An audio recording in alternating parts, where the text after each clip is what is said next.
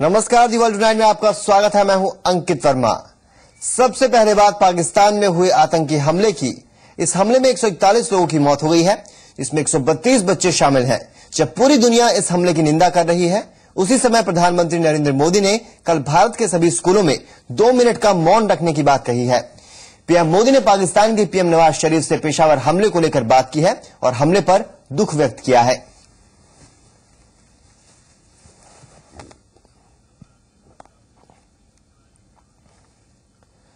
तो पाकिस्तान में पेशावर के आर्मी स्कूल में हुए हमले में 132 बच्चों समेत 141 लोगों की मौत हुई है। मरने वालों में 9 स्कूल का स्टाफ भी शामिल है। इस बात की आधिकारिक पुष्टि पाकिस्तान की सेना ने की है। पाकिस्तानी सेना के मुताबिक 121 बच्चे और 3 स्टाफ मेंबर भी घायल हुए हैं। फिलहाल पाक सुरक्षा बलों ने सभी 7 आतंकियों को मार गिराया है। पाक सेना के मुताबिक 900 बच्चों समेत 960 लोगों को बचाया गया है। साथ ही पाक सेना के 2 अफसर और 5 जवान घायल हुए हैं। फिलहाल पाक सेना का ऑपरेशन खत्म हो गया है और स्कूल प्रशासन को सौंप दिया गया है। बताया जा रहा है कि हमले के वक्त स्कूल में परीक्षा चल रही थी। वहीं पाकिस्तान के प्रधानमंत्री नवाज शरीफ ने हमले की निंदा की है। उन्होंने देश में 3 दिन के राष्ट्रीय शोक का ऐलान किया है। इस बीच नोबेल शांति पुरस्कार विजेता मलाला ने इसे कायराना हमला करार दिया है। मलाला ने हमले की निंदा की और कहा कि मुश्किल की घड़ी में वो पाकिस्तान सरकार के साथ है।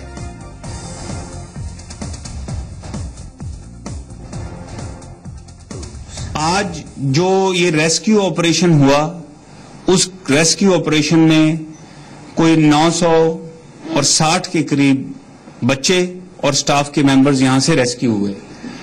कैजुअलिटीज का फिगर मैं आपको दे चुका हूं, लेकिन फिर मैं एक दफा आपके नॉलेज के लिए 132 बच्चे और 9 स्टाफ के मेंबर्स हैं जो शहीद हुए और तकरीबन 121 बच्चे और 3 जिसमें 3 स्टाफ के मेंबर्स शामिल हैं वो जख्मी हुए और इस वक्त लेडी रीडिंग हॉस्पिटल और सीएमएच में वो दाखिल है। तो आज पूरी दुनिया ने हैवानियत और बुजदिली का ऐसा मंजर देखा है जिसने सबको सख्ते में डाल दिया है। पेशावर के आर्मी स्कूल पर हुए आतंकी हमले में 132 बच्चे समेत 141 लोगों की मौत हो गई। 124 लोग घायल भी हैं। लेकिन अब सवाल उठ रहे हैं कि क्या आतंक और दहशतगर्दी को अपना मजहब बताने वाले ये आतंक के मसीहा अब इतने कायर हो चुके हैं कि वो मासूम बचपन को भी निशाना बनाने से नहीं चूक रहे।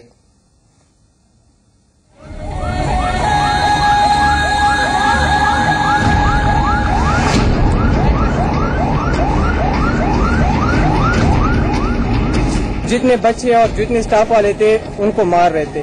3 अफसर को मैंने देखा है, बाकी और किसी को मैंने नहीं देखा। फुल प्लानिंग के साथ बंदूकें और पिस्टल हाथ में थे। अचानक से बहुत ज्यादा फायरिंग हुई। एक बेटा था गुलशेर जिसका नाम है, उसकी डेथ हो गई है। यानी उसको आपके बच्चे ने कुर्बानी दी है जी। हर ओर धुआं धुआं, हर ओर दहशत का माहौल, हर ओर कलेजा हिला देने वाली आवाजें। पाकिस्तान का पेशावर सदमे का शहर बन गया, जहां 100 से ज्यादा मासूम बच्चों की किलकारी मौत के आगोश में गुम हो गई।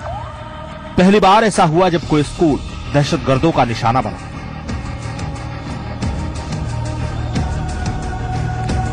पेशावर के आर्मी पब्लिक स्कूल में घुसे आतंकियों का मकसद सिर्फ बच्चों को निशाना बनाना था।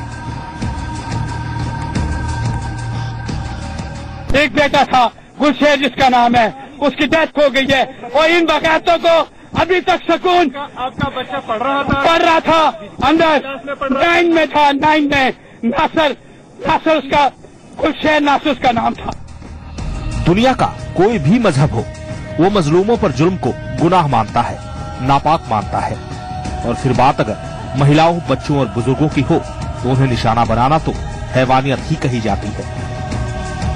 मेरा बस चले, मैं इनके बड़ा होकर इंशाल्लाह मैं इनकी दुनिया तबाह कर दूंगा, इनकी क्या नस्लें तबाह कर दूंगा, इनको छोड़ूंगा नहीं।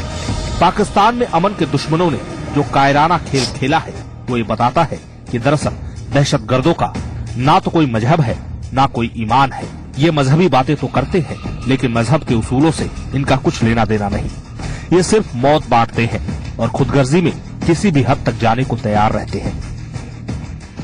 हमारे लिए बड़ा मुश्किल है इस वक्त के सोचे कि वो उन लोगों पे क्या गुजरी होगी जिनके घर में ये खबर पहुंची होगी, बच्चे स्कूल में गए हुए होंगे। तो हम उनके लिए दुआ करते हैं। हम सारा पाकिस्तान उनके साथ खड़ा है, उनके दुख में उनके साथ शामिल है। मैं भी जा रहा हूँ पेशावर और पूरी तो डिटेल्स जब वहां से मिलेंगी तो फिर बात करूंगा। लेकिन हमने 2 फैसले किए हैं। एक, हमारी आज डायलॉग शुरू हो रहा था नून लीग से जुडिशल कमीशन के ऊपर, वो हमने पोस्टपोन कर दिया और की मुशावरत से उनकी मुशावरत से, हाँ उनके साथ मुशावरत से। और दूसरा जो हमारा 18 का हमने कॉल दी हुई थी मुल्क में पहिया जाम की, वो भी हमने पोस्टपोन कर दिया इसकी वजह से। अब आंसू इंसाफ मांग रहे हैं। जिन घरों के चिराग बुझे हैं वो पनाह मांग रहे हैं अपने हुक्मरानों से। इनको ना छोड़े, इन दहशतगर्दों को ना छोड़े, इनको इबरतनाक सजा दे। बारूद के ढेर पर बैठे पाकिस्तान की इस कड़वी हकीकत का खामियाजा पाकिस्तान के नौनिहाल भुगत रहे हैं। अब तक सिर्फ फौजें लड़ाई लड़ती थी, अब लड़ाई की जद में मासूम जिंदगियां भी आ चुकी हैं। सैकड़ों की मौत हो चुकी है, अनगिनत घायल हैं। आंसू का गुबार थमने का नाम नहीं ले रहा। बच्चा था वो, उसकी कितनी उम्र थी? 12 में, 7 क्लास में पढ़ रहा है। 7 क्लास में पढ़ रहा है जी। नाम क्या इसका? नाम क्या? बिलाल शाह। यानी उसने आपके बच्चे ने कुर्बानी दी है जी। जा रहे थे 7-8 लोग थे, सफेद कपड़े पहने हुए थे, बंदूकें और पिस्टल हाथ में थे। हम काम कर रहे थे, 4th पीरियड स्टार्ट था, तो जैसे फायरिंग हुई तो हमें टीचर्स ने कहा कि ये तो ड्रिल स्टार्ट है, ना डरे। तो हमें पता लगा कि ड्रिल है, तो बस अचानक से बहुत ज्यादा फायरिंग हुई। यकीनन पाकिस्तान रो रहा है, उस हालात पर रो रहा है जिसके बारे में शायद उसने कभी सोचा भी न था। हालांकि गम के समंदर में डूबे पाकिस्तानी हुक्मरान अब दिलासा दे रहे हैं। दुआएं उन खानदानों के साथ हैं जिनके बच्चे इस हादसे में शहीद हुए। अल्लाह ताला उन सब खानदानों पे अपना रहम फरमाए, उनको खैर व बरकत से हमकिनार फरमाए। ये उस वक्त तक ये ज़र्ब-ए-अज़ब जारी रहेगा जब तक कि दहशतगर्दी को इस सरजमीन से खत्म नहीं कर दिया जाता। और साथ ही साथ हमारी अफगानिस्तान के साथ भी ये बात हुई कि वो और हम मिलकर इस दहशतगर्दी का मुकाबला करें, और ये मुकाबला बिल्कुल जारी रहेगा। एक ऐसे मोड़ पे अब ये जदोजहद पहुंच चुकी जहां इंशाअल्लाह ये फैसला कुन मराहिल में दाखिल हो रही है। और अभी तक ज़र्ब-ए-अज़ब जो है वो कामयाबियों से माशाअल्लाह आगे बढ़ रही है, और ज्यादा सफर मुकम्मल कर लिया गया है, थोड़ा सफर बाकी रह गया है, तो इंशाअल्लाह वो भी कामयाबी के साथ मुकम्मल हो जाएगा। तो कौम को भी बिल्कुल इसके लिए दुआ भी करनी चाहिए और कौम को पूरा सपोर्ट भी करना चाहिए। जो हुआ वो बेहद दर्दनाक हुआ, लेकिन अब जरूरी है ये सोचना कि ये क्यों हुआ और आखिर ये माहौल संकेत क्या दे रहा है। मासूमों का कत्लगाह बने पेशावर ने सिर्फ पाकिस्तान को नहीं पूरी दुनिया को आईना दिखाया है, जिसे समझने और सावधान रहने की जरूरत है। ब्यूरो रिपोर्ट, जी मीडिया। और आइए अब आपको दिखाते हैं ये पूरा घटनाक्रम, देखिए।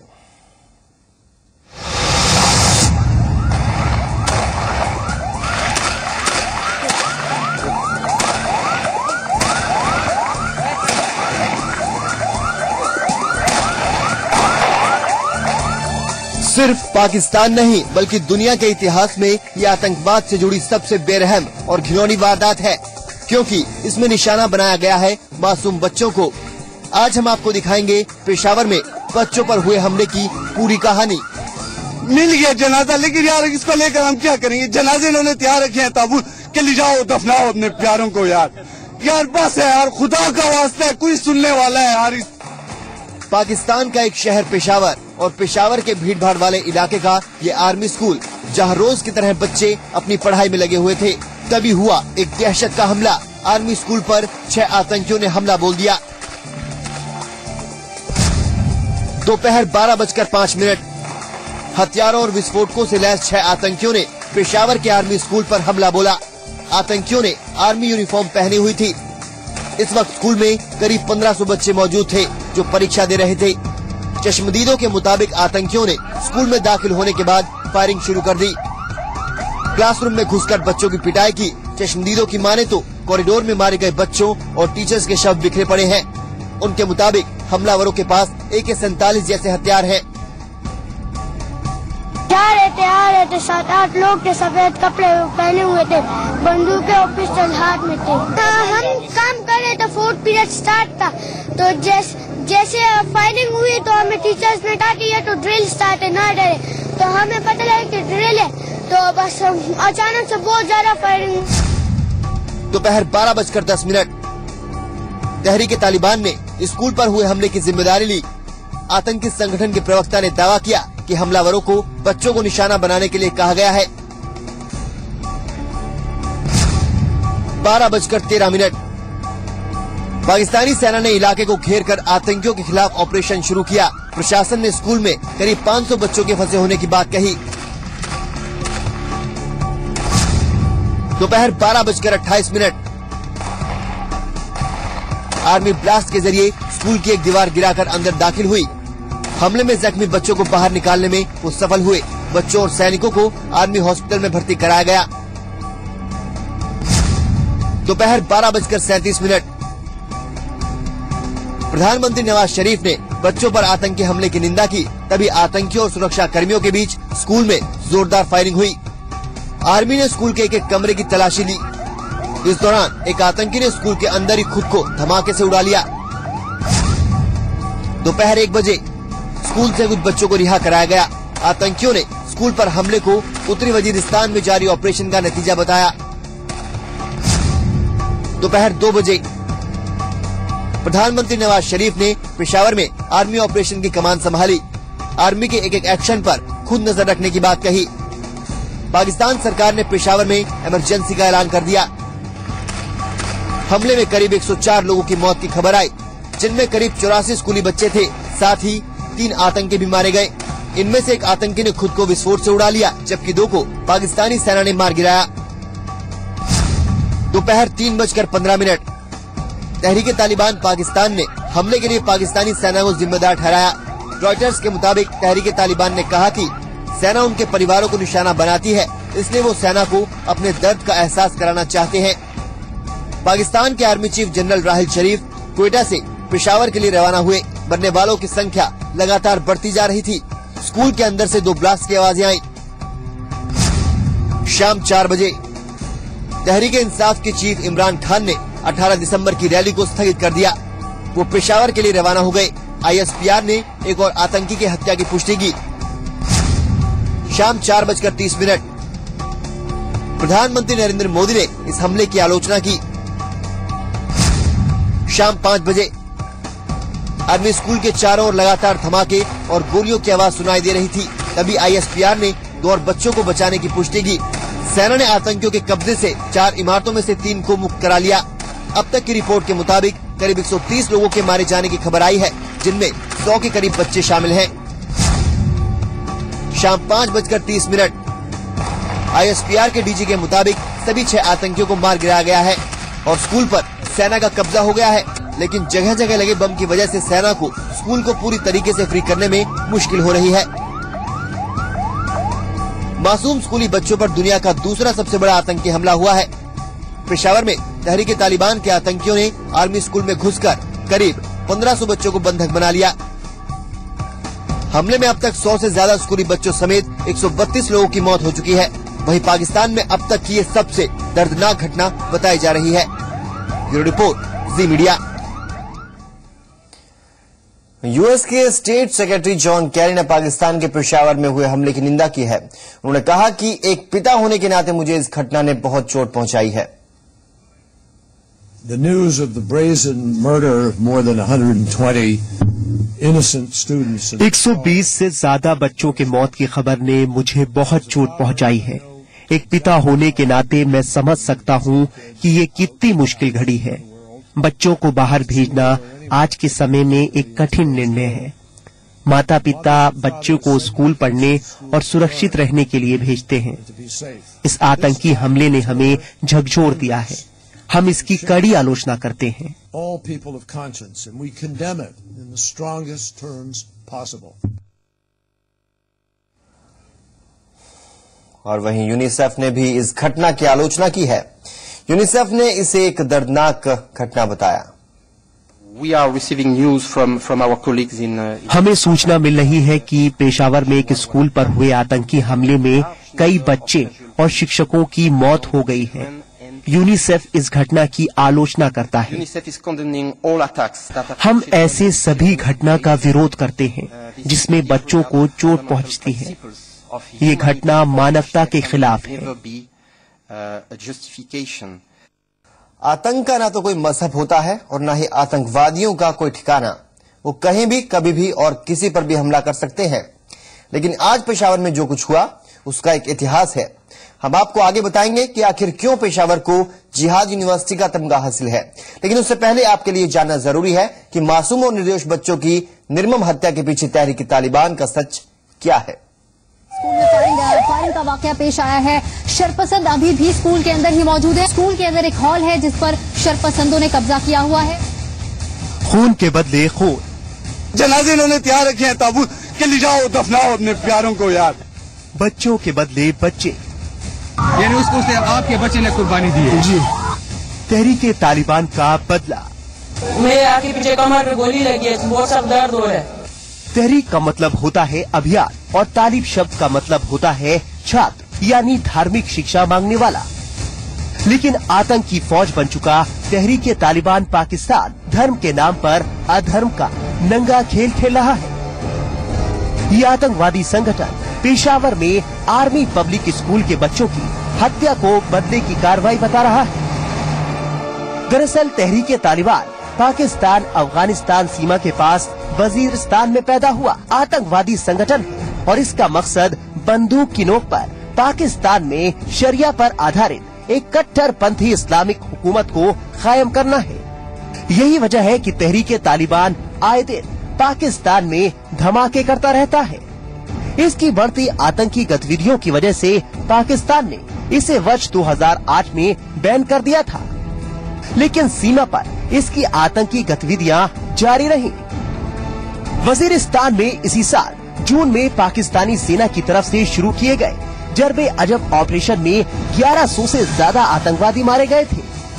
पाकिस्तानी सेना ने आतंकवादियों के खिलाफ ऐसा ही ऑपरेशन खैबर एक इलाके में भी चलाया था, जिसमें तहरीक तालिबान के 44 आतंकी मार गिराए थे। पाकिस्तानी सेना की कार्रवाई में लगभग 100 सैनिकों की जानें भी गई थी।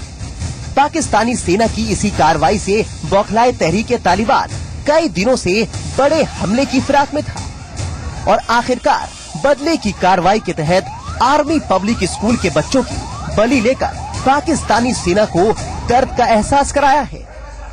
हालांकि एक सच ये भी है कि तहरीक तालिबान जिस दर्द की बात कर रहा है वो सिर्फ एक दिखावा है, क्योंकि बच्चों की आवाज दबाने और उन्हें शिक्षा से महरूम रखने के लिए ये संगठन साल 2007 से ही आतंकी अभियान चला रहा है।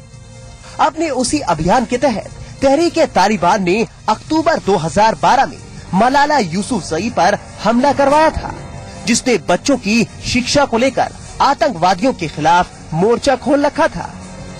और अब एक बार फिर आतंक के इस खूंखार चेहरे ने बच्चों का नरसंहार करके अपने खूनी मंसूबों को अंजाम देने की कोशिश की है। ब्यूरो रिपोर्ट, जी मीडिया। और अब आपको दिखाते हैं वो खौफनाक चेहरा जो तालिबान के बदले हुए रूप तहरीक तालिबान की कमान संभालता है और वक्त बेवक्त पाकिस्तान में कत्लेआम मचाता है। कौन है मुल्ला फजलुल्लाह और क्या कर रहा है इस आतंक के आका का इतिहास देखिए। 39 साल के जिस मुल्ला फजलुल्लाह को तहरीक तालिबान पाकिस्तान की कमान सौंपी गई, वो आतंकी अपने भड़काऊ भाषणों के लिए जाना जाता है। एक बार नहीं, कई बार फजलुल्लाह अमेरिका, पाकिस्तान सरकार की नीतियों, शिक्षा और पोलियो अभियान की निंदा कर चुका है। खुद को धार्मिक नेता बताने वाला फजलुल्लाह पाकिस्तान सरकार के साथ किसी तरह के समझौते के खिलाफ है। इतना ही नहीं, यही वो शख्स है जिसने पाकिस्तान की कार्यकर्ता मलाला यूसुफजई को गोली मारने के आदेश की जिम्मेदारी ली थी। पाकिस्तान सेना के बड़े अधिकारी मेजर जनरल सन्नाउल्लाह नियाजी की हत्या के पीछे भी फजलुल्लाह का हाथ होने की बात कही जाती है। फजलुल्लाह को पूर्व तालिबानी नेता बैतुल्लाह और हकीमुल्लाह महसूद का भी करीबी माना जाता है, लेकिन विश्लेषक फजलुल्लाह को हकीमुल्लाह से ज्यादा खतरनाक और क्रूर मानते हैं। फजलुल्लाह तहरीके तालिबान पाकिस्तान की कमान संभालने से पहले स्वात घाटी में तालिबान की गतिविधियों की कमान संभालता था और उसने इस इलाके में तालिबान की पैठ बढ़ाई। इतना ही नहीं, फजलुल्लाह खुद स्वात घाटी का ही रहने वाला है, लेकिन इन दिनों वो कहाँ छिपा रहता है और उसका ठिकाना कहाँ है, इसकी जानकारी फिलहाल किसी को नहीं मिल पाई है। लेकिन ज्यादातर लोग मानते हैं कि वो पाकिस्तान अफगानिस्तान सीमा के कबायली इलाकों में छिपा हो सकता है। आतंक के खिलाफ लड़ाई में अमेरिका ने पहले लतीफ मसूद को पकड़ा, फिर हकीमुल्लाह को ढेर कर दिया। ऐसे में अब माना जा रहा है कि अमेरिका का अगला निशाना मुल्ला फजलुल्लाह ही होगा। ब्यूरो रिपोर्ट, जी मीडिया। आतंकियों का कोई मजहब नहीं होता, यह हमने देख लिया, लेकिन इतिहास से लेकर आज तक आतंकियों ने मासूमों को कई बार अपना निशाना बनाया है। वो 2004 में रूस के बेसलान की घटना हो या आज के पेशावर की, आज तक आतंकियों ने कब कब बच्चों पर हमला किया। रिपोर्ट देखिए।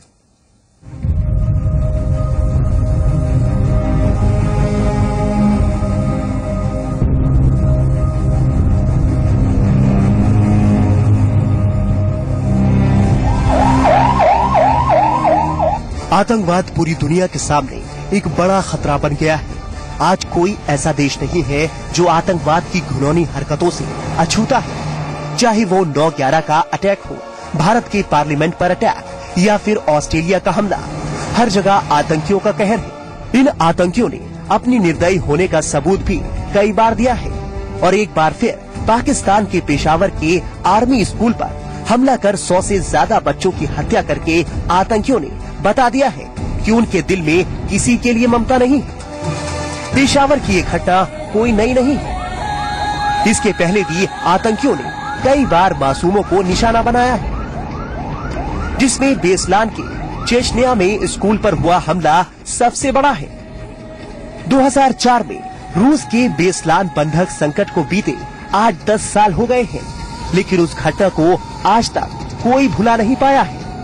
बेसलान बंधक संकट साल 2004 के 1 सितंबर को हुआ था। इस हमले में करीब 32 विद्रोहियों ने बेसलान के स्कूल नंबर 1 के 1100 बच्चों के साथ टीचर्स और अभिभावकों को बंधक बना लिया था।